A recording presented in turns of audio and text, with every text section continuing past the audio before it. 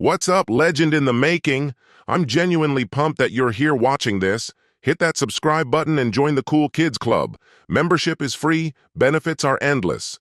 All right, enough stalling. Let's make some magic happen. The evening turned out far better than Ava Terry had dared to imagine.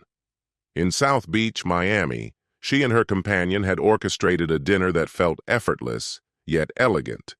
The food was exquisite, but it wasn't the cuisine that lingered in her memory. It was the man sitting across from her. Braxton Peregrine regarded Ava with quiet admiration. She was no ordinary woman.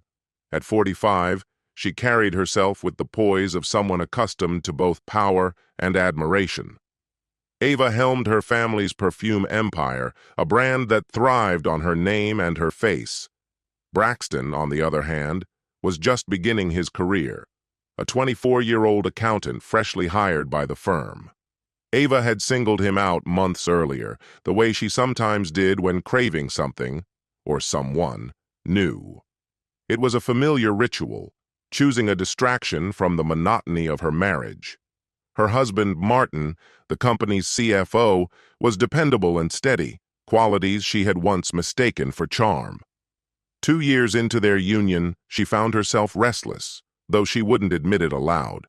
Martin was tall and lean, his physique maintained by daily swims.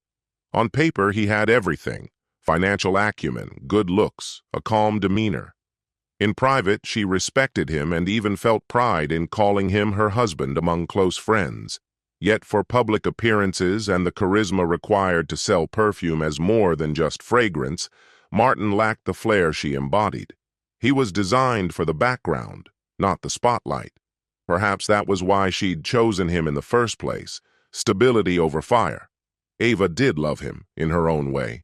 But she also needed vitality, youth, someone to remind her she was still desirable beneath the polished image. Decades in the public eye, gracing magazine spreads and commercials, had honed her beauty to near perfection: blonde hair always immaculate, makeup flawless, style impeccable. She resembled a younger Andie MacDowell, poised yet magnetic. Before Martin, her private life had been a carefully managed storm of affairs and liaisons, secrets she kept sealed away. Braxton represented her first venture into infidelity since the vows. Their dinner was a test, a measured step into unfamiliar territory now that she was someone's wife. She had, of course, vetted him thoroughly. Her security team left nothing to chance, combing through his background until there was nothing left unknown. Aside from one ill-fated college romance, Braxton's record was spotless. He was untarnished, refreshingly so. She had noticed him by accident one afternoon when she stopped by the accounting department to speak with Martin. Braxton had been there, polite but charming, deferential, yet self-assured. Broad shoulders, an easy smile, and a suit that actually fit, qualities Martin's old-fashioned wardrobe sorely lacked, caught her attention immediately. Martin had fallen in love with Ava long before she had ever considered him. He admired not only her striking beauty, but her brilliance, her sheer dominance in the fiercely competitive fragrance market. Their courtship lasted nearly a year, a romance that seemed mutual in both devotion and intensity. When Martin proposed, she accepted without hesitation. At the time, Martin had no intention of working under her, but fate intervened. The company was restructuring debt into private equity, and his financial expertise proved invaluable. The transaction was seamless, and his efforts earned him not only respect, but also the title of CFO, and soon after the role of Ava's husband. Martin had always been aware of her past. Before their engagement, Ava confessed to flings with younger men. She promised those days were over, and he chose to believe her. Deep down, though, he carried doubts, quiet suspicions that never quite left him. Still, love outweighed fear. He resolved to marry her, to trust her, and to prepare himself for the possibility that old habits might return. He set clear terms. Fidelity was non-negotiable. Ava agreed. When they married, Martin was 39 and Ava 43. Their first year felt like an extended honeymoon, blissful and intoxicating. Yet by the second year, cracks began to show. The spark between them cooled. Ava's restlessness resurfaced. Martin sensed it, couldn't prove it, but felt it in his bones. Her position as CEO gave her unrestricted access to everything: finances, schedules, even privacy itself. If she wanted to keep secrets, no one could stop her. There was little in that house she couldn't uncover if she truly wanted to. Secrets simply couldn't survive around her. The mansion they shared sprawled across more than 5,000 square feet, far more space than Martin would have ever chosen for two people. If the decision had been his alone, the money spent on property, housekeeping, and endless upkeep would have been tucked away in a 401k or invested elsewhere. He could have been perfectly content in a modest condo without the pomp or the staff, cook, maid, butler, that came with Ava's tastes. And yet, there was one indulgence he had grown to love: the pool. The indoor pool was a jewel of the house, bordered by floor-to-ceiling glass that looked out over the manicured grounds of their Miami estate. Half inside the home, half opening onto the outdoors, it was Martin's sanctuary. Beyond it lay another pool, even grander, an outdoor basin with a built-in hot tub heated by solar panels, a feature as extravagant as it was indulgent. Martin didn't mind. This at least was worth the splurge. He maintained it himself with meticulous care, testing the water weekly, balancing the chemicals with a precision born of habit. He refused to trust it to a pool boy or any maintenance crew. The details mattered too much. He even obsessed over the pH levels, not for safety but vanity, determined never to let the chlorine tint his dark brown hair green, a lesson he'd learned back in high school. By mid-2010, Ava's world had exploded with success. June marked the debut of a new fragrance line, its launch perfectly timed for the upcoming vacation season. By autumn, demand had surged into a frenzy, sending sales through the roof. The timing couldn't have been better. By late September, ads featuring Ava herself, on billboards and glossy magazines across primetime commercials, ignited the brand's rise into a cultural phenomenon. Celebrities endorsed it. Social media buzzed. It was, quite simply, gold. But with that meteoric rise came fractures in their marriage. Ava was rarely home anymore. She lived on the road, living for the flashbulbs and the attention, hopping from one promotional event to the next. For weeks, Martin wouldn't see her at all. He told himself it was business, that fame demanded sacrifice, but quiet doubts began gnawing at him. He trusted her, but not completely. Something unspoken lingered in the air. He couldn't pinpoint the moment or the proof, but he felt it. Her beauty drew admirers, and opportunity followed her everywhere she went. He handled the financial side of her ventures, so he understood the cycles of their success. But understanding the business didn't soothe the ache in his personal life. He knew he needed to confront it, though he hadn't yet decided how. When Ava finally returned home, 30 exhausting days on the road behind her, the Thanksgiving rush barely over, she collapsed into their bed and slept nearly 36 hours straight. Martin stayed by her side, tending to her needs with a devotion that surprised even himself. Living with her for 2 years hadn't lessened the mystery of her. She was dazzling, magnetic, but fragile in her lows, craving reassurance and the quiet comfort he alone provided. For a while, caring for her dulled his suspicions. The endless tour was wrapping up, and with the holidays approaching, Martin saw a chance to rekindle what they had lost over the summer. He longed for Christmas together, for intimacy that had been smothered under months of airports, hotel rooms, and public appearances. They spoke often while she traveled, calls, texts, brief video chats, but his doubts always lingered. And so while she was away, Martin acted. Quietly, methodically, he installed a network of micro-cameras throughout the house.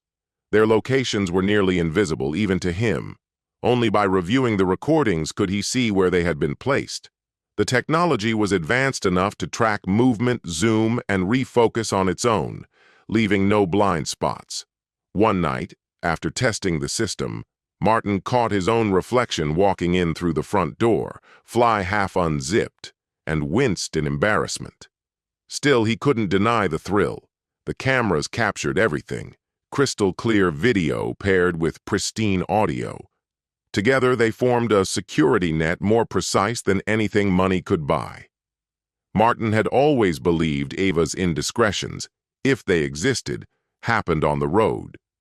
But now, with his new system in place, he couldn't ignore the possibility that they might be happening under his own roof.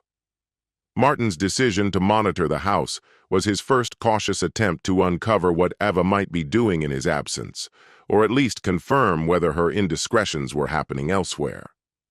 Their work schedules rarely aligned, lunches together were unusual, and evenings after work often passed without them crossing paths.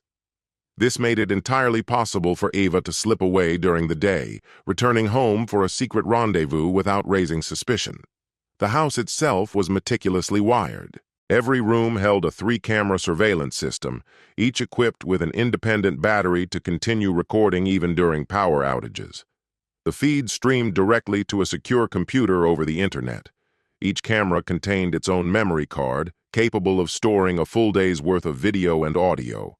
All devices were synchronized wirelessly to Martin's cloud server, guarded by a password known only to him. Specialized software allowed him to watch multiple rooms simultaneously on split screens or zoom in on a single camera at will. It was simple to operate, yet strikingly sophisticated. When Martin reviewed the footage of himself walking through their front door, shirt rumpled and fly half open, he switched from camera to camera without expecting to catch Ava in any compromising act. He wasn't hunting for evidence. This was simply his methodical way of preparing for anything that might arise. The existence of a recording exposing the company's CEO in a scandalous affair could make any tabloid editor salivate. Martin believed that even the hint of such leverage would be enough to make Ava understand the gravity of her actions. But after the holiday season, when Ava began missing several family dinners without explanation, Martin's anxiety resurfaced. He took comfort in the cameras, which silently captured their daily lives. They spent Christmas surrounded by gifts and affection, rekindling passion as though they were newlyweds again. Yet when work resumed in January, Martin couldn't ignore a subtle shift in Ava's demeanor. Despite this unease, the recordings continued to show only warmth and tenderness. He still checked the files daily, reassured by what he saw. Late in January, Ava requested that Martin travel to their factory in China to verify production standards and confirm that quality control records aligned with corporate expectations. The request stirred suspicion in him, another rat in the pack perhaps, but he said nothing, swallowing his doubts. The trip would last 2 weeks, long enough for Ava, if she wished, to entertain someone new in their home without fear of interruption. Fortunately, Martin's cameras would still be watching. What Martin did not know was that Ava had her own plans the moment he boarded his flight east. That very evening, she intended to invite Braxton over for dinner, not at a glamorous South Beach restaurant, but at her home, where she felt most in control. Seduction would hardly be necessary. Braxton had already signaled his interest during their previous encounter, and Ava enjoyed letting her lovers make the first move. That sense of power thrilled her. Braxton, for his part, wanted Ava with the same intensity. To him, Martin, his boss, was irrelevant. The man posed no physical threat, and in Braxton's mind was inferior in every way. When Ava summoned him to her office shortly after Martin's departure, he wasted no time arriving, waiting patiently until her assistant ushered him inside. Ava liked punctual men who catered to her schedule, not their own. "Braxton, thank you for coming so quickly," she began without preamble. "I'll be direct. Would you join me for dinner at my home tonight? I'd like to review the sales figures for the new flavor from last quarter. Come at 7 and bring the charts." "Of course," he replied smoothly. "I'll bring everything. From what I've seen so far, your promotion strategy has been excellent. Truly impressive, Mrs. Terry." "Thank you, Braxton," Eva said, her voice softening slightly. "But when it's just the two of us, as it will be tonight, call me Eva." She dismissed him with a small smile. "My assistant will give you the address on your way out." The exchange left Braxton mildly unsettled. He'd expected more overt flirtation, especially after how promising their last dinner had been. Perhaps Ava was simply maintaining a facade of professionalism to avoid gossip. Office rumors could be dangerous after all. Still, Braxton was certain of what would happen that night. He could read her signals. The subtle way she licked her lips mid-sentence, the absent-minded twirl of hair around her finger. She looked like a predator biding her time, a tigress circling prey. Ava's restraint wasn't accidental. She knew she was being watched, not just by Martin's cameras, but by her own security team. Her personal protection detail tracked her movements electronically and in person. Unknown to Martin, she routinely swept the house for hidden devices, though she never removed the ones she discovered. Exposing them, in her mind, would have been far riskier than leaving them in place. Rather than allowing the system to remain active after being notified about the cameras, she demanded they be temporarily disabled. Her reasoning was simple. Martin could not be allowed to know they had been uncovered. In her view, keeping him in the dark gave her control over the situation. Martin, after all, still believed she was pure and faithful. It was almost laughable, too perfect to be real. She could twist his own perceptions as proof of her innocence.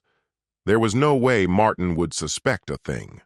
Her head of security had warned her that leaving the cameras on might raise even more suspicion if their feed suddenly surged to critical levels. Still, he handed her a device capable of blocking their wireless transmission altogether, effectively causing the blank white screens Martin would see. She pictured the absurdity of what Martin might say if he confronted her.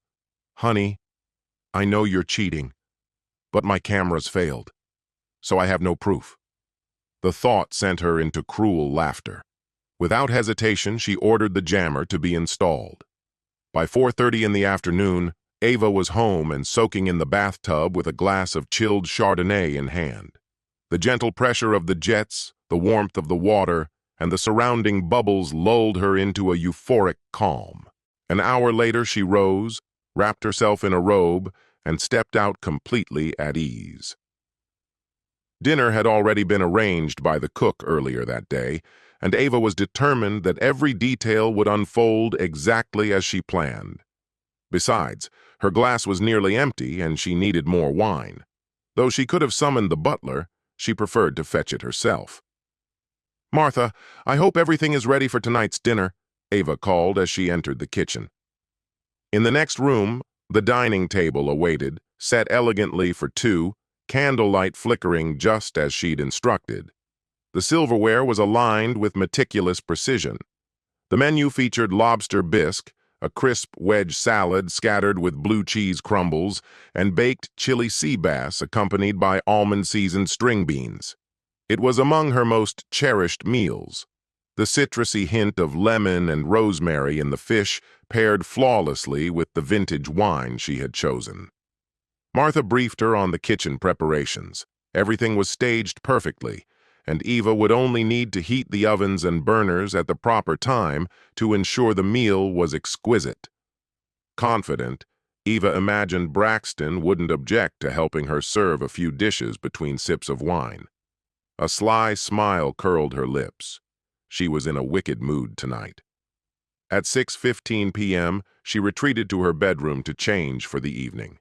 With a press of the remote, a faint beep confirmed that Martin's cameras were officially off. Any intruding gaze would now see only static. The calendar claimed she had a dinner with a new client. In truth, the moment the surveillance went blind, an entirely different story began. Wine in hand, she deliberated over her wardrobe until she found the perfect outfit. She had barely finished dressing when the doorbell chimed just before 7. Right on schedule.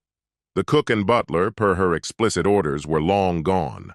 Braxton stood there looking immaculate. His polished shoes gleamed as if freshly shined. He carried flowers and a bottle of wine, a gesture that deeply pleased her. Only Martin, her unsuspecting husband, had ever brought her flowers before. None of her past affairs had included such romance. The novelty thrilled her. She offered him a drink, but he politely requested sparkling water instead. Ava refilled her own glass with more Chardonnay, the evening's signature pour. She moved gracefully about the kitchen, checking Martha's instructions one final time to ensure no detail was missed. Meanwhile, across the world, Martin had landed in Tokyo and was waiting for his connecting flight to Beijing. As he approached the gate, his phone buzzed with an alert. He sat down, ordered a drink, and pulled up the notification from his home surveillance system. The message stated there had been a malfunction. Confused, Martin opened the app, only to discover that all cameras were still powered, but broadcasting nothing but white static. Frowning, he toggled every control, diving into advanced settings he had never touched before. His frustration mounted. Button presses grew frantic, bordering on violent. At one point, he nearly cracked the phone in his hands. At the worst possible time, the system had failed him. Furious, Martin resolved to contact the security provider directly and demand an explanation and a refund for the so-called bulletproof equipment. Back at the house, Ava and Braxton shared a flawless dinner: soup, salad, and sea bass. While casually reviewing sales figures, their conversation carried on over candlelight and wine. Braxton allowed himself only a single glass of wine during dinner and stopped there. Eve couldn't tell if this restraint was out of self-discipline or because he simply disliked alcohol. Either way, it didn't matter. What mattered was that if he showed half as much finesse in the bedroom as he did at the table, she'd consider the evening a success. "Tell me, Braxton," she asked, tilting her head slightly, "do you have a taste for older women?" "Only if the older woman happens to be you," he answered with an easy, almost careless charm. "In that case," she said smoothly, "it seems we share the same inclination. Perhaps we should retire to my room. I'm exhausted. It's been a long day, and I'd like to review the first quarter's sales forecasts before bed." "What about your husband?" Braxton asked, the question sharp and immediate. "Martin?" Eve glanced at her watch, her expression composed. "He should be boarding his flight to Beijing right about now." "Then lead the way, darling," Braxton murmured, taking her hand as though the invitation had always been his. When they entered the master bedroom, Braxton stopped short. His eyes roamed over the elegant furnishings, admiration written across his face. This was the place, Eve thought. The space where she might finally claim the intimacy she'd been craving for so long. Maybe Braxton could become more than just a fleeting distraction. Maybe he could be the lasting lover she secretly desired. The thought sent a flush of heat to her cheeks, mingled with a shiver of dread. The weight of guilt bore down on her. This was her first affair since marrying Martin. She was no longer that carefree socialite who flitted from party to party without thought for consequences. Marriage had changed her. She finally understood its gravity. While Braxton dressed, Eve curled in the sheets, silently trembling. What had she done? She hadn't just crossed a boundary, she had shattered one. This wasn't merely a betrayal of herself, but of the vows she had once spoken without hesitation. Martin had been her first true choice in love, the first man who fit enough of what she wanted: intelligence, stability, ambition. Charm was never his strength, but she had convinced herself that 2 out of 3 was enough. Over time, she'd grown to see the softer side of him, the quiet devotion buried beneath his seriousness. Who else would tolerate her moods after she returned from month-long tours, worn and irritable? Who else had stood by her during grueling office crises or nursed her back to health after those endless road trips? Braxton understood the unspoken message in her silence. He dressed without a word, smirking as he left the room. She caught that smug, satisfied grin as the door closed behind him. He would return. She knew it. And so did he. His socks remained under her bed, a forgotten token he half wondered might end up tossed in the laundry with Martin's clothes. Meanwhile, halfway across the world, Martin's plane touched down in China. He stepped off the aircraft, still brooding over the failure of his hidden cameras. They had gone dark at the worst possible moment. Somewhere, somehow, someone had discovered them and disabled them. As he rode toward his hotel, Martin debated whether to call Eve. Midnight had already passed back in Miami, and he doubted a late-night call would reveal anything. What could she possibly say? I spent the evening with a handsome young stranger? Unlikely. Eve was too intelligent, too controlled to be careless like that. But the thought lingered, gnawing at him. He suspected her, or rather her security team, had found the surveillance equipment. The real question was why. If his suspicions were right, if Eve was being unfaithful, the revelation would obliterate the careful partnership he had built with her. For Martin, trust and loyalty were sacred. Without them, there was nothing. Their conversation before the wedding had made that painfully clear. He had warned her, honesty was non-negotiable, and yet here he was, plagued by doubts without proof. The next time, he vowed, there would be no room for uncertainty. His visit to China unfolded without surprises. The assembly lines ran smoothly, the numbers matched projections, and quality control checks confirmed what he already knew. He listened politely to the plant managers, nodding in agreement, slipping in a few technical questions, many borrowed from Eve, to ensure no one thought they could mislead him. Everything appeared perfect on paper. But Martin's mind wasn't on the factory. It was thousands of miles away in Miami, with his wife. Martin's Chinese hosts were fully aware that he knew nothing about the art of perfume making. 2 weeks later, his visit ended, and he boarded a flight home. No one had been informed of his return, no one except Ava. He didn't expect her to meet him at the airport. In fact, he was convinced she wouldn't be there at all. So when he cleared customs and walked toward the baggage claim, the sight of her running toward him stopped him in his tracks. She wore a striking red dress he had never seen before, paired with pearls, a scarf, and impossibly high heels, as if she had just stepped off a glamorous press tour. "Marty!" she called out, her voice brimming with excitement. "I'm so glad you're home! I missed you so much!" She threw her arms around his neck, pressing herself fully against him and pulling him into a kiss so intense it left him breathless. Martin stood there stunned for a heartbeat, then returned her passion without hesitation. Happiness and shock warred inside him, along with something else he couldn't quite name. Was this overflowing affection genuine, or born of guilt? Panting slightly, he pulled back to look at her. "I missed you too," he said, raising a brow. "But what's the reason for this fiery welcome?" "I just missed you, that's all." "Can't a wife miss her husband?" she replied with an exaggerated pout. "Of course you can," Martin said with a faint smile. "And I missed you too. Have you eaten? Let's get home. Martha cooked dinner." "I just want you all to myself tonight," Ava murmured. Yet her eyes betrayed her. Guilt flickered in their depths, betraying emotions her words tried to hide. The cameras may have failed him, but Martin read the truth in her gaze. "Sounds perfect," he said lightly. "What's for dessert?" Her lips curved into a sly smile. "Me."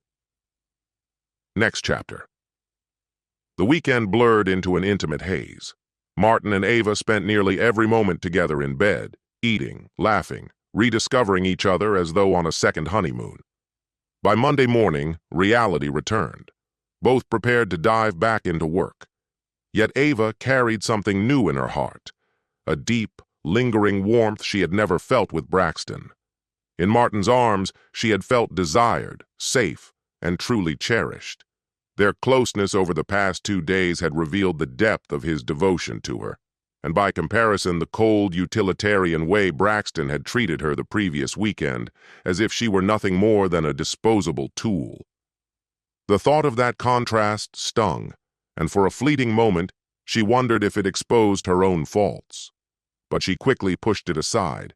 She refused to let regret tarnish the glow of what she and Martin had shared. Martin left for work behind the wheel of his Ferrari. Ava had always despised that car. It was too loud, too fast, and too uncomfortable for her liking.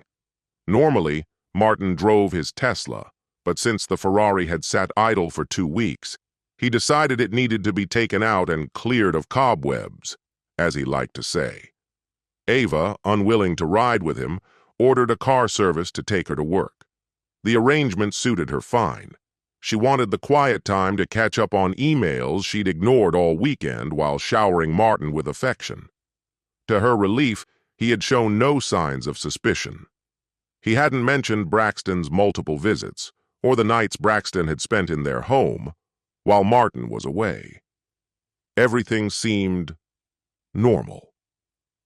Martin, for his part, was equally content she hadn't joined him. The thought of the security cameras nagged at him. Why had they inexplicably activated the day after his departure? His attention to detail wouldn't let the question rest.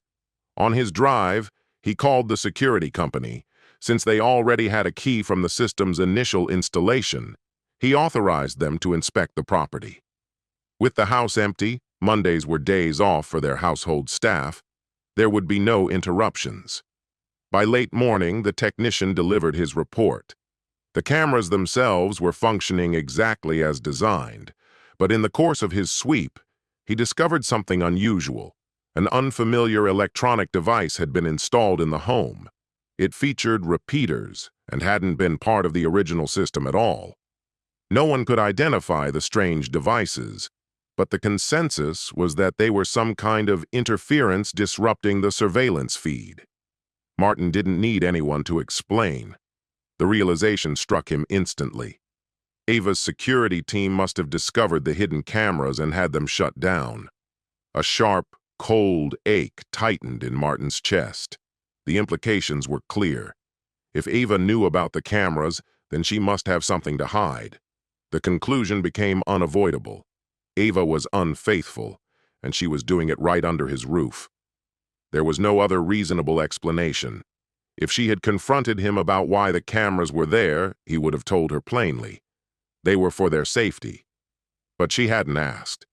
Instead, she had silently acknowledged them and made sure they were deactivated. After lunch, Martin decided he would start making quiet moves to protect himself financially.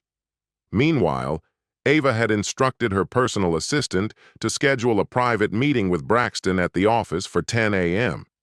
Gina, who had worked for Ava faithfully for over a decade, arranged it without question. Loyalty had its rewards. Gina's salary was among the highest in the company, a testament to years of earned trust. Yet Gina wasn't naive. From the first moment Braxton had been summoned into Ava's office, she had guessed the truth. She admired Ava in many ways, even aspired to emulate her success someday. But this betrayal of her husband, felt wrong. Martin seemed oblivious to the affair, completely in the dark. Gina wished she could warn him somehow, even though she knew corporate politics made it impossible. Martin was kind, approachable, and respectful, not just to her but to everyone in the company. He carried himself with a warmth that made people trust him. Physically, Martin was in good shape, lean, clean-cut with striking blue eyes. Though older than Gina by a few years, he still appeared youthful. Every now and then, when he walked into Ava's office, Gina felt a faint thrill she couldn't quite explain. His wardrobe, however, was nothing remarkable. Ava likely criticized him for that, but Gina always believed that a man's character mattered more than his clothing. Clothes didn't define him, he defined them. At 9:55, Braxton arrived and sat quietly beside Gina, waiting for Ava to call him in. It struck her as unusual. Ava hadn't requested any files or documents to make the meeting look professional. Was this just a rendezvous disguised as business? Would Ava really risk entertaining him openly in her office? Gina considered eavesdropping. She could stand by the door or activate the intercom, pretending to be on a phone call. But if Eva noticed the intercom light, it would expose her. Moments later, Eva's voice came through the intercom. Gina answered promptly, buzzed Braxton inside, and greeted him as he walked through the door. He shut it firmly behind him. Feigning conversation on the phone, Gina pressed the intercom button again. A reckless move, but curiosity got the better of her. She needed to know if her suspicions were true. Inside the office, Ava's voice was low but clear. "Braxton, we have to end this. Martin's back from China, and I can't risk continuing with you." Braxton shifted uncomfortably in his seat. "And if I don't want to stop?" he challenged. "What if I like sleeping with the CEO?" His tone was loud, almost loud enough for those outside to overhear. Ava exhaled sharply. "Please tell me you're joking. Don't threaten me, Braxton. That won't end well for you." But Braxton leaned in, voice steady. "Maybe I tell Martin, your husband, my boss, about last weekend. How would he take that?" Ava froze, then laughed bitterly. "So that's what you think of me? That I'm just some fling to be blackmailed?" She gestured across the desk mockingly. "Do you want to do it here in my office too? Is that what you're after?" Braxton hesitated, unsure if she was serious, but nodded faintly. "You idiot!" Eva hissed. "You'll never touch me again. Not here, not anywhere. And as for Martin, tell him whatever you want." "It's your word against mine," Eve said firmly, her voice steady despite the tremor running through her body. "And I already know who Martin will believe." Braxton narrowed his eyes, venom seeping into his tone. "We'll see about that," he spat, pushing back his chair and storming toward the door. Before he could leave, Eve's voice cut through the tension like a knife. "Braxton," she said softly, almost conspiratorially, "remember this. Everything between us has been documented. A little creative editing, a few Photoshop touches, and suddenly it looks like you've been the one obsessed with me. Especially that first night." "You bitch!" Braxton roared, his fury echoing across the office. Eve's lips curled into a faint smile. "I am," she admitted coolly, "and I'm fine with that. But we're finished. You and I and your career here. My advice? Find your next assignment and leave quietly, if you know what's good for you." Without another glance, she turned back to the papers on her desk, dismissing him entirely. In the outer office, Gina's hand trembled as she set down the phone. She'd heard every word. The door slammed hard behind Braxton as he left, the sharp crack making Gina jump. She rushed to Eve's doorway, concern etched across her face. "Eve, are you all right? Should I call security?" "No, Gina," Eve replied, her voice calm and dismissive. "Just a misunderstanding about the firm's direction. Nothing to worry about, but thank you for asking." Gina hesitated. "Braxton, Mr. Peregrine, he seemed furious. Are you sure?" "Quite sure," Eve said. "And actually, tea would be perfect." "I'll get it for you," Gina murmured, retreating toward the break room. As she poured the hot water, Gina's mind raced. Everything she suspected about Eve and Braxton had just been confirmed. And now Braxton was finished, banished from the company. But should she warn Martin? The loyalty she owed her boss warred with the decency she owed her friend. Torn, she carried the tea back into Eve's office. "He practically bolted out of here like he was sitting on needles," Gina remarked, setting the cup on a coaster. "Like I said, just a small misunderstanding," Eve replied lightly. "But it's over now. Mr. Peregrine will likely be pursuing opportunities elsewhere." "Wow," Gina said quietly. "I didn't realize you kept track of everything, even what happens in finance. I'm impressed. But why didn't Martin handle it?" Eve's patience thinned. This was her company. Everyone here ultimately answered to her. She didn't owe Gina explanations, but losing her temper would only make things worse. "Sometimes," Eve said carefully, When warnings aren't heeded, the best approach is to end it before it escalates. That's what I did. I saw the signs and I acted. So Martin gave him instructions and Braxton just ignored them? Gina pressed. Eve took a slow sip of tea, ending the conversation with practiced finality. Thank you, Gina.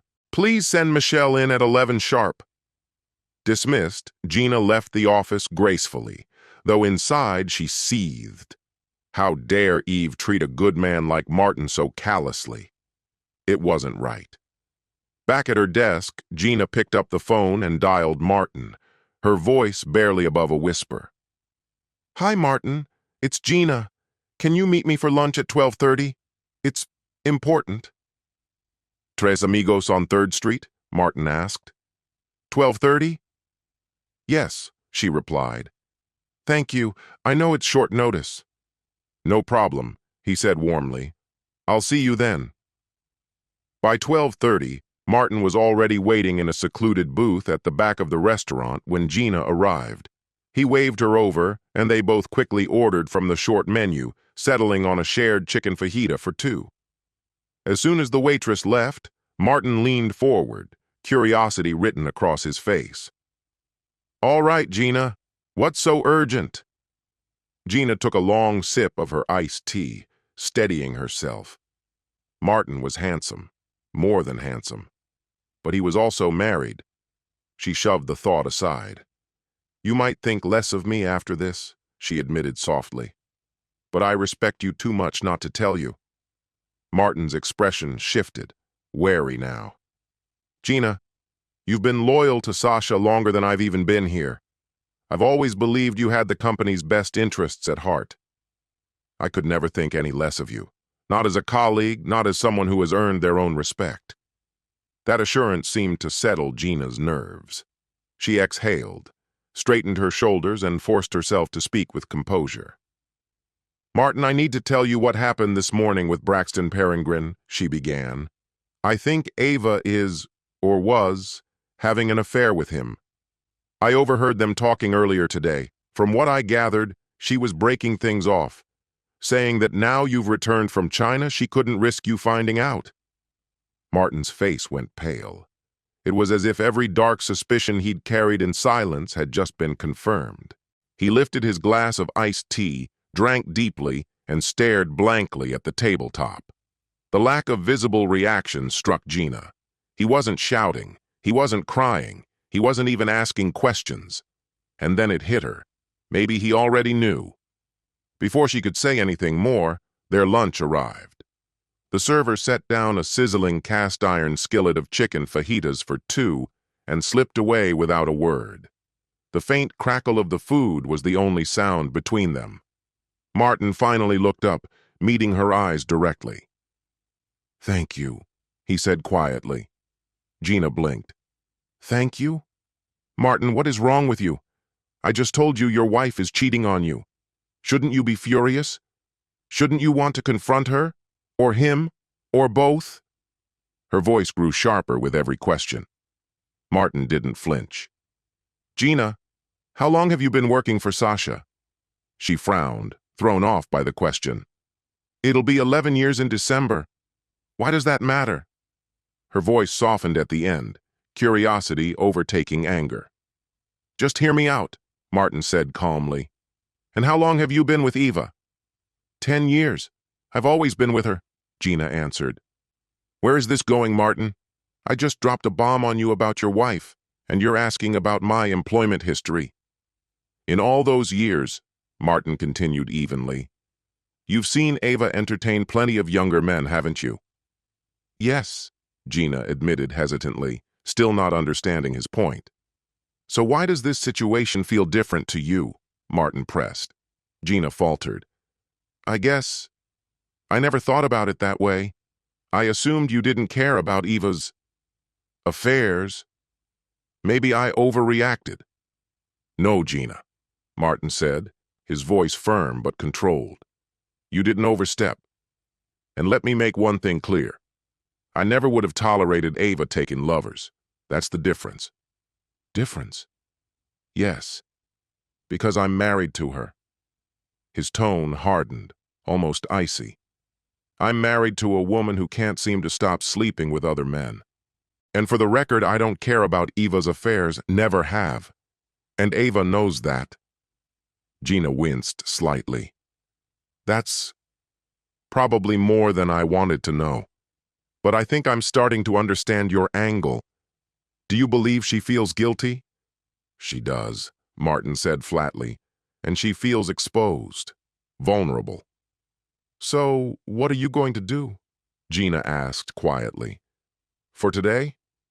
He leaned back in his chair, almost eerily calm. Nothing. I'll go back to my office, keep working, and figure out how to get myself out of this marriage. Gina stared at him, incredulous. How can you stay so calm, Martin? Honestly, how? About a year ago, I had a boyfriend who pulled a stunt almost identical to this. I won't claim to fully understand your feelings. After all, you're married. But I remember being completely shattered. That entire weekend, I drowned my grief in Starbucks ice cream and endless White Russians. Gina, Martin began, his voice steady but low. I knew Ava long before we got married. I mean, I was aware of her reputation, her way of living, but I never truly knew her. He exhaled. She swore she'd changed, that all of it was behind her. She told me she was ready to settle down, with me. I wanted to believe her, and I did. I chose to trust her. She's like a chameleon, he continued. Adapts to her surroundings, changes her colors when it suits her. Martin leaned forward, his expression serious. Gina, I realize you broke protocol today to confide in me, and I'll never forget that. I owe you. He hesitated. Now I need you to promise me something in return. Swear you'll never repeat what I'm about to say. Not to anyone. Not even Eva. Can I trust you with this? Of course, Gina said softly. You don't even have to ask. Her cheeks warmed as she looked away, lost in thought. Although, she murmured, I did betray Eva's trust today by telling you her secrets. So I get why you're asking. Gina, Martin replied. Maybe I've misread Eva all this time, but I've never once doubted you. He paused, then dropped the bombshell. While Ava was on her publicity tour, I had cameras installed in the house. Gina's eyes widened.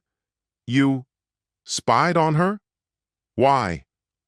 I had my suspicions, Martin said grimly. All the signs pointed to an affair, or at least the potential for one. When her tour ended and she conveniently sent me off to China for a couple of weeks, I was almost certain. His jaw tightened. I needed proof. If she was cheating, I wanted undeniable evidence. And what did you find? Gina asked. Did the cameras confirm it? You must have known something before I told you all this. I thought I would, Martin admitted, voice dark. But somehow, Eva discovered the cameras. She found a way to counter them, installed some sort of tech that disabled the feeds whenever she needed privacy. So she knew they were there and blocked them deliberately? Gina shook her head. Wow. That's cold. Sorry, no offense. I just wasn't expecting that. You think she might have done more than just block them? Gina ventured after a beat. Like, reroute the footage somewhere else instead of disabling it? Martin blinked. I never considered that, but you might be on to something. I don't know the technical details, she admitted, but it sounds possible. You're brilliant, Gina, Martin said, a flicker of hope in his voice. I'll have the security team check the system again. Maybe I missed something. He sighed. When I first learned she'd outsmarted the cameras, I was furious. I didn't even stop to consider other possibilities. Thank you for that. I should go, Gina said suddenly, standing up. I'm late as it is, but Martin, you've made me see Eva differently.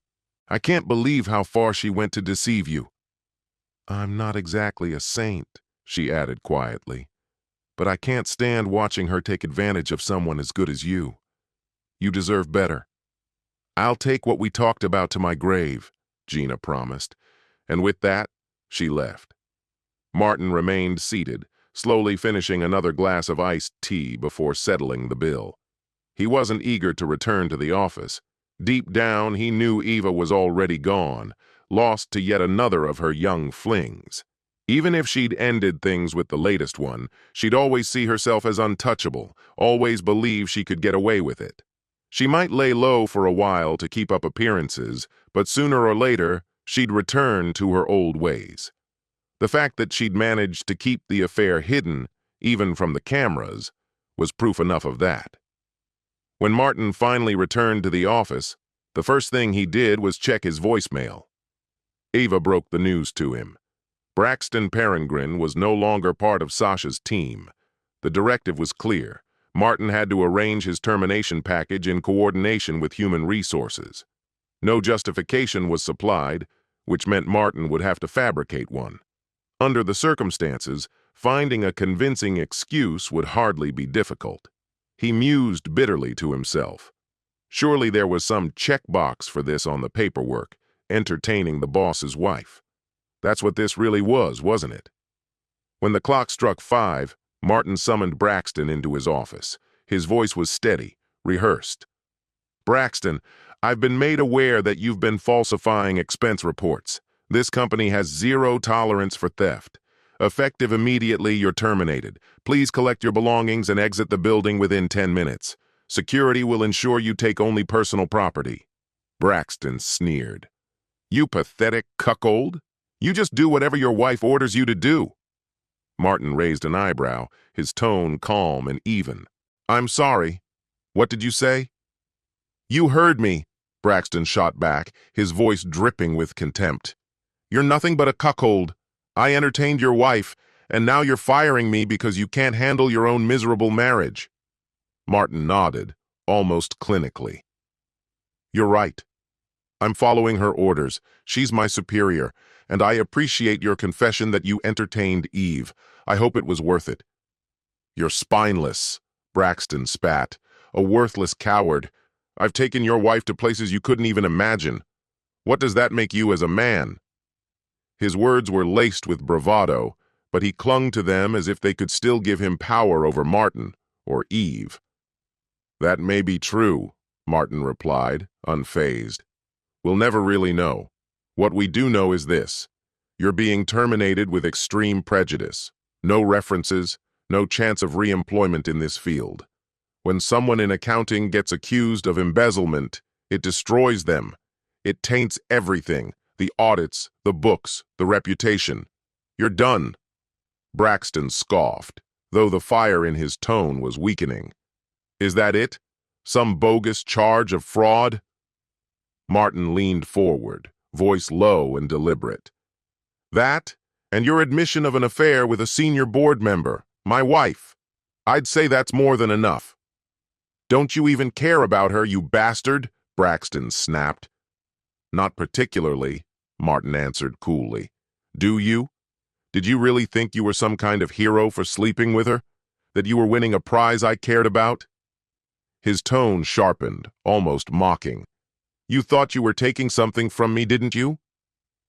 "So, you're saying you're not mad about our affair?" Braxton said, faltering. "And you admit I can please her better than you? You really are a cuckold." Martin's face remained unreadable. "I'm saying I don't care. In fact, you can have her anytime you want. She was never really mine. I just rented her. Call me if you want her again. She's all yours." He paused for effect. "But don't flatter yourself. You're just another name on her long list. She's already moved on to someone else. Didn't she tell you that this morning? She may look like a prize, but she's far too expensive for my budget." Braxton's hands clenched at his sides. The insult cut deeper than he expected. Rage buzzed in his skull, enough to make him consider a fist fight right there. He knew he could win. He'd been a wrestler in college. Swimmers like Martin couldn't touch him, but Martin wasn't flinching. "Clean out your desk." As Braxton turned toward the door, Martin called after him. "One last thing. Get tested." His lips curled into a venomous smile. "I've never been horseback riding." The words stung in a way Braxton couldn't immediately process. He stormed out, still seething but silent. He gathered his possessions, avoiding eye contact with anyone, and left the building. 20 yards from his car, he dug into his pocket for the keys. As he pressed the button on the fob, a deafening explosion ripped through the parking lot. In an instant, the vehicle became a roaring fireball.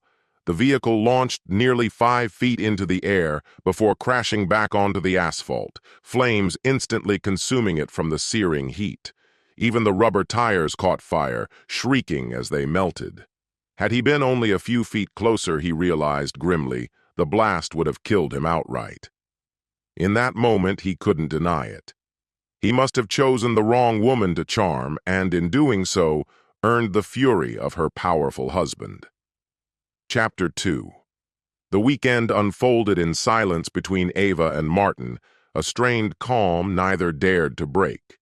Ava dismissed Braxton's misfortune with his car as little more than bad luck, yet Martin's demeanor remained unnervingly cold.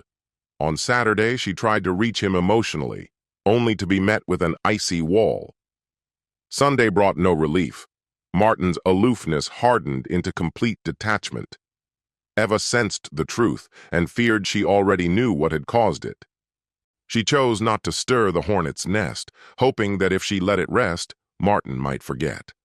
In her heart, she was convinced Braxton had confessed everything, the affair, the betrayal. And since Martin hadn't confronted her directly, she assumed silence was his form of acknowledgement. Braxton, meanwhile, felt no fear of Martin Terry. He wasn't running, not from the man, not from the danger. If anything, the thought of Eva's husband only intensified his desire. All weekend long, he could think of nothing but her voice, her touch, the intoxicating way she resisted and yielded at once. He didn't understand it himself. There was something unreachable about Ava, something that made conquering her irresistible. Yes, she was married, to a fool, in his opinion. But that detail meant nothing to him. She wanted to surrender. He could feel it. She wanted him to take control.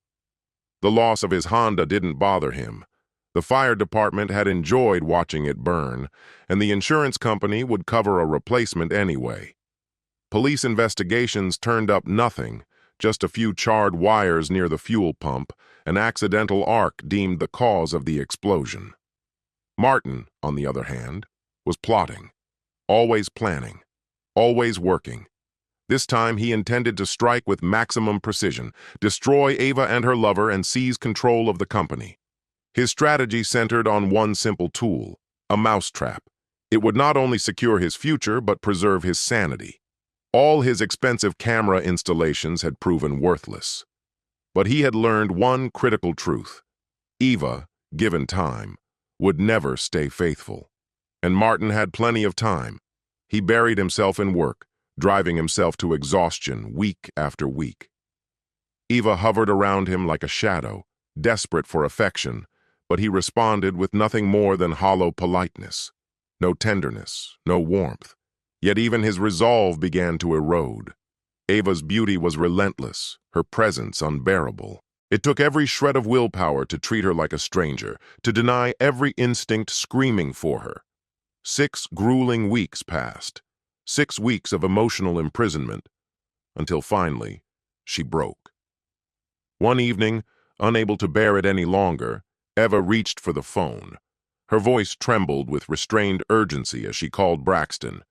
"Meet me at my house, 6 o'clock. Don't be late. I need to see you." The line went dead as soon as she finished. Braxton grinned, wolfish and eager. He had just enough time to clean up, shave, and make himself presentable. When he pulled up to her house, the windows were dark, the rooms seemingly empty. For a moment, he wondered if anyone was home. He rang the bell with casual confidence. Moments later, Eva appeared. She flicked her key fob, disabling the cameras, and pulled him swiftly inside before closing the door. "Martin's at a conference in Jacksonville," she said quickly. "He won't be back until tomorrow." There were no greetings, no playful remarks, just blunt necessity. They both knew what this was. Braxton followed her to the bedroom without hesitation. Ava entered soon after, carrying 2 glasses of chilled white wine. She handed him one, climbed into bed, and propped up her pillows. "Rules," she said flatly. "You're not staying the night. You leave when I say so. Understand?" Braxton raised his glass in acknowledgement. "Crystal. Good. Then drink up and get to it. You almost cost me my marriage. Do it right, Braxton, or this is the last time you'll touch me. I mean it." He wasted no time. Later, when it was over, Eva pulled away. "That's enough," she said sharply. "I'm done. Get dressed and leave." Braxton's jaw tightened. He hated being used. "Who says you get to call the shots?" "I do. Now get out. I'll lock the door behind you." Anger seethed inside him. He had already confessed the affair to her husband once. He had no leverage left. Still, he felt compelled to push back, if only to see how far he could go. As he stepped toward the side of the bed Martin usually occupied, something nudged his foot. He paused, lowering his hand toward the floor, and his fingers brushed against cold metal. Before he could pull away, a loud clank echoed through the room, startling them both. He tried to retreat, but his foot wouldn't move. "Turn on the light," he barked at Eva. "Quickly!" She flicked on the lamp beside the bed. "Braxton, my God, what's happening to you?" "I said get out of my house," she shouted, though her voice trembled. When she saw his twisted expression, she froze. Something was terribly wrong. "What is it?" she whispered. I can't feel it anymore," Braxton stammered. "My leg. I can't feel my leg." His scream pierced the silence. Ava stumbled from the bed, rushing to his side. She reached for Martin's bedside lamp, casting more light on the scene, and recoiled in horror. There, clamped viciously around Braxton's foot, was a metal contraption that looked like a bear trap. "What did you do to me?" he roared. "Quiet!" Eve snapped. "I didn't do this to you, but I think my husband did." Her breath caught in her throat. "This is bad! Don't move!" Panic clawed at her as Braxton begged her to call for help. "Please, call 911!" he gasped. Across town, Martin's phone buzzed, an alert from the home security system. The cameras had gone offline again, but this time, he knew better. He'd recently upgraded the surveillance, rerouting the feed across multiple encrypted channels to defeat the signal jammers Eve had once used to conceal her secret communications. Through the cloud backup, Martin watched everything unfold in real time. Earlier that evening, when the affair had ended and Eve had asked Braxton to leave, he'd stepped into Martin's carefully laid trap. Not a simple mousetrap, but something far worse. A broken toenail wouldn't suffice as punishment for stealing his wife. Martin had chosen something heavier duty, something from a hunting supply store. "Eva," Braxton groaned, sweat pouring down his face. "I need a hospital. If I don't get this thing off... God, I don't even want to think about what's going to happen. Please, give me my phone. Let me call 911. I'm begging you." Eve stood frozen, her mind unraveling. She could call emergency services, but that would ignite an investigation, one that would inevitably uncover everything. She was trapped as surely as Braxton was.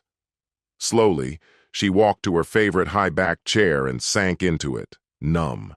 Eve had always thought of herself as decent, moral even, but she knew deep down she had always been selfish. She remembered the night Martin proposed, how serious he'd been. He'd looked her in the eye and said, "Trust is everything. Without trust, there is no relationship." Those words echoed now, cruel and final. Martin would never forgive her. Their marriage was already over. Eve sat motionless, staring into the void.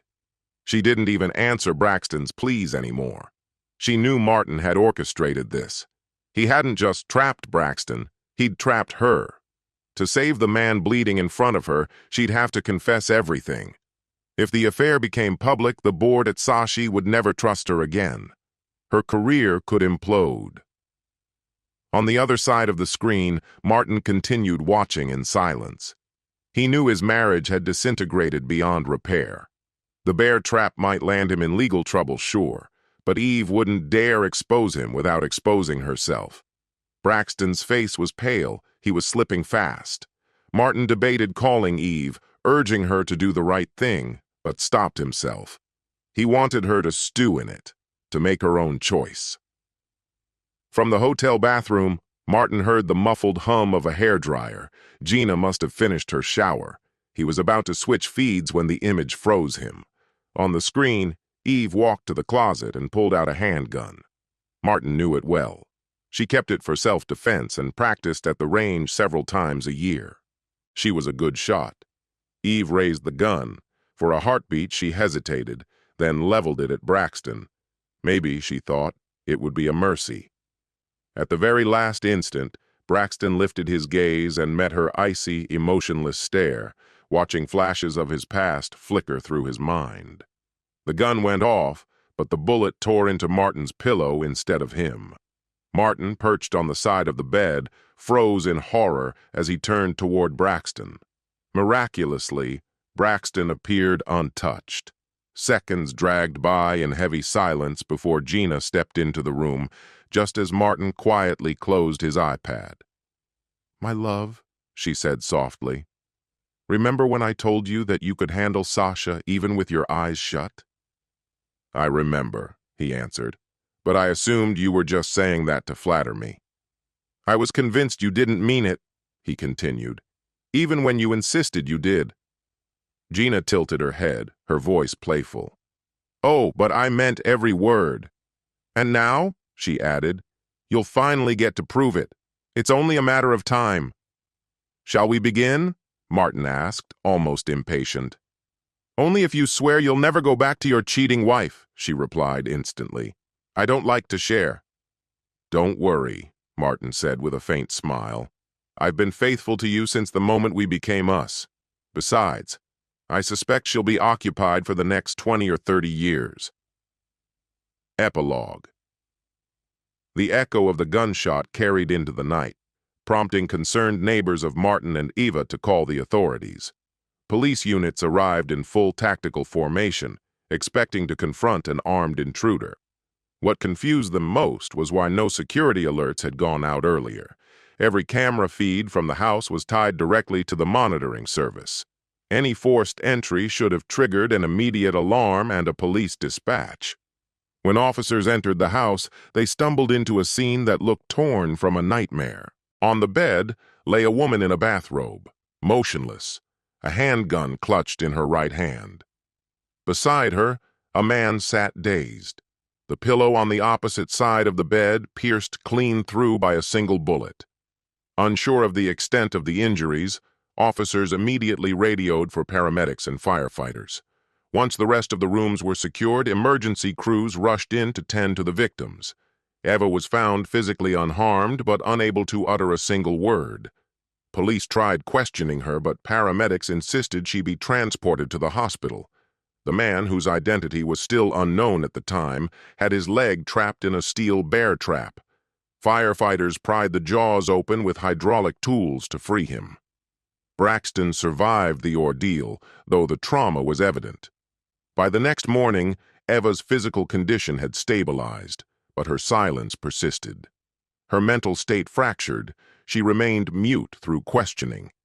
Authorities charged her with multiple offenses: unlawful possession of a firearm, reckless discharge of a weapon, inflicting grievous bodily harm, and failing to assist a critically injured person.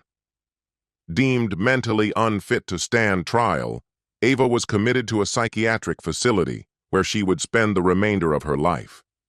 Braxton lived, but his repeated claims that the bear trap had been set by Eva's husband fell on deaf ears. Police dismissed his story, quietly reasoning that any man foolish enough to entangle himself with another man's wife deserved what came of it. Meanwhile, Martin seized the moment. He persuaded the company's board of directors to install Gina as the new CEO and public face of the brand. 10 years younger than Eva and equally brilliant, Gina knew Eva's operations inside and out. She had been Eva's personal assistant, privy to every connection and secret within the industry. The board agreed to Eva's indefinite absence, eager to shield the company's image and prevent the scandal from tanking stock value. In Gina, they found both elegance and competence, a woman capable of keeping the empire afloat. Soon after, Gina launched a new fragrance. She christened it Secrecy. Just as Eva's previous perfume had captivated the market, Gina's creation soared in popularity. The promotional campaign mirrored the one Eva had led the year before, but with one striking difference. Martin, now her husband, accompanied her every mile of the 30,000-mile tour.